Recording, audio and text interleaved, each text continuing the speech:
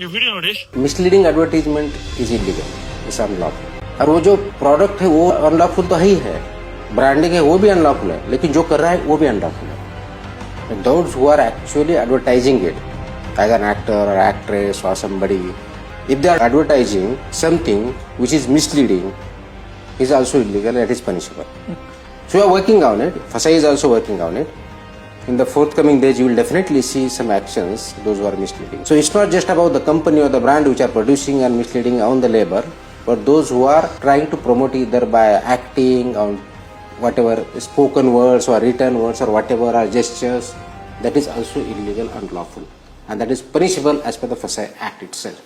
So Tukaram ಮುಂಡೆ sir ಅವ್ರು ಹೇಳಿದ್ದಾರೆ misinformation is illegal. ಅಂದ್ರೆ ಯಾರ್ಯಾರು ಫೇಕ್ ಪ್ರಾಡಕ್ಟ್ಸ್ ನ ಅಥವಾ ದುಡ್ಡಿಗೋಸ್ಕರ ಇನ್ಫ್ಲೂಯೆನ್ಸರ್ಸ್ಗಳು ಮಾರಾಟ ಮಾಡ್ತಿದ್ದೀರಲ್ಲ, ನಿಮಗೆಲ್ಲ ಟೈಮ್ ಬಂದಿದೆ. ಸೊ ಅವ್ರ ತರಾನೇ ಒಂದ್ 2-3 ಆಫೀಸರ್ಸ್ ನಮ್ಮ ಕರ್ನಾಟಕದಲ್ಲಿ ಮತ್ತೆ ಎವ್ರಿ ಸ್ಟೇಟ್ ಅಲ್ಲಿ ಬಂದ್ಬಿಟ್ರೆ, ಫುಡ್ ಸೆಕ್ಯೂರಿಟಿ ಡ್ರಗ್ ಡಿಪಾರ್ಟ್ಮೆಂಟ್ ಬಂದ್ರೆ ನೆಕ್ಸ್ಟ್ ಲೆವೆಲ್. ಆಕ್ಚುಲಿ ಫಾರ್ಮಸಿ ಇರ್ಬೋದು, ಫುಡ್ ಇಂಡಸ್ಟ್ರಿ ಇರ್ಬೋದು, ಲೈಕ್ ಸೇಫ್ಟಿ. ಆಯ್ತಾ, ಸೇಫ್ಟಿ ಮುಖ್ಯ. ಸುಮ್ನೆ ಏನೋ ಎಕ್ಸ್ಟ್ರಾ 10,000 ಸಿಗುತ್ತೆ, 5,000 ಸಿಗುತ್ತೆ ಅಂತ ಸಪ್ಲಿಮೆಂಟ್ಸ್ ಮಾಡೋ ದೊಡ್ಡ ವಿಷಯ ಅಲ್ಲ.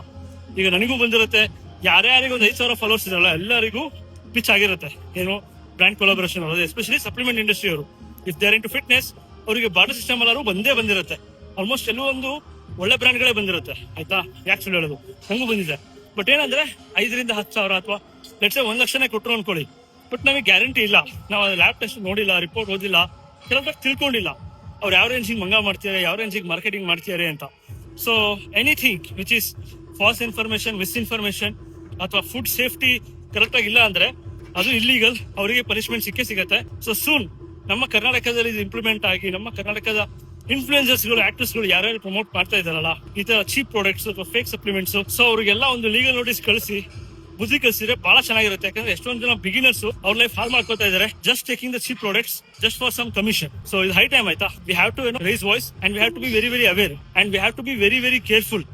ಯಾವುದೇ ಒಂದು ಸಪ್ಲಿಮೆಂಟ್, ಯಾವುದೇ ಒಂದು ಟ್ಯಾಬ್ಲೆಟ್ ನೀವು ಸೋಷಿಯಲ್ ಮೀಡಿಯಾದಲ್ಲಿ ಪ್ರಮೋಟ್ ಮಾಡ್ತಿರ್ಬೇಕಾದ್ರೆ ಫಸ್ಟ್ ನಿಮಗೆ ಗೊತ್ತಿರಬೇಕು ಏನೇನು. ಗೊತ್ತಿಲ್ಲ ಅಂದ್ರೆ be ready for the consequences.